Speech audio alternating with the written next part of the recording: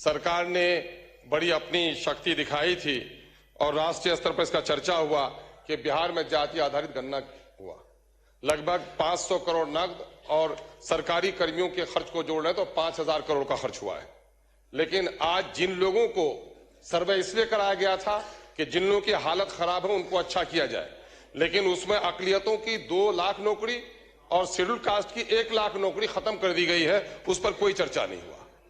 बिहार को अगर विशेष राज्य का दर्जा या सेंटर से कोई पैकेज मिलता है तो वो गरीबी की वजह से, और सबसे बुरा हाल सीमांचल का है, और सीमांचल के बारे में एक शब्द भी इसमें नहीं कहा गया है। एएमयू और एम्स जैसे संस्थाओं को सीमांचल की जरूरत है, उस पर कोई बात नहीं की गई है। रिबनू में व्यापक भ्रष्टाचार है, पूरे तौर पर रिबनू के कर्मचारी लोगों को लूट रहे हैं।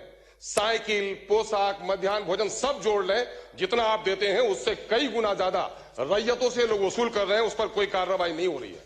हेल्थ के मामले में अगर आप देखेंगे, मेरे विधानसभा क्षेत्र और सीमांचल की यही हालत है कि मेरे यहाँ 35 डॉक्टर होना चाहिए 5 लाख आबादी में, सिर्फ 11 डॉक्टर हैं। क्या आज के दिन में भी हमारे साथ यही नाइंसाफी रहेगी? एजुकेशन का हाल चौपट है। यूरिया की कीमत अभी 350 में बैग मिल रही है। आपका सर आपके तरफ से कृपा कीजिए सर। माँ सब बच्चे से प्यार करती है, लेकिन कमजोर बच्चे का जरा ख्याल रखती है। महोदय, मैं आपसे कहना चाह रहा हूं, सीमांचल कटाव है और वहां पर कटाव के सिलसिले में कुछ भी काम नहीं हो पा रहा है। मैं आपको यह भी कहना चाहता हूं कि इस वक्त कब्रिस्तानों की घेराबंदी बड़ा काम नहीं है, मामला लॉ एंड ऑर्डर को दुरुस्त बनाना है। इस वक्त गरीबों को उजाड़ा जा रहा है, और माननीय मैं गृह मंत्री से कहूंगा कि बुलडोजर एक खौफ का मामला हो गया है। कानून का राज जरूर स्थापित कीजिए, लेकिन बुलडोजर के नाम पर गरीबों को मत आप डराने का काम कीजिए।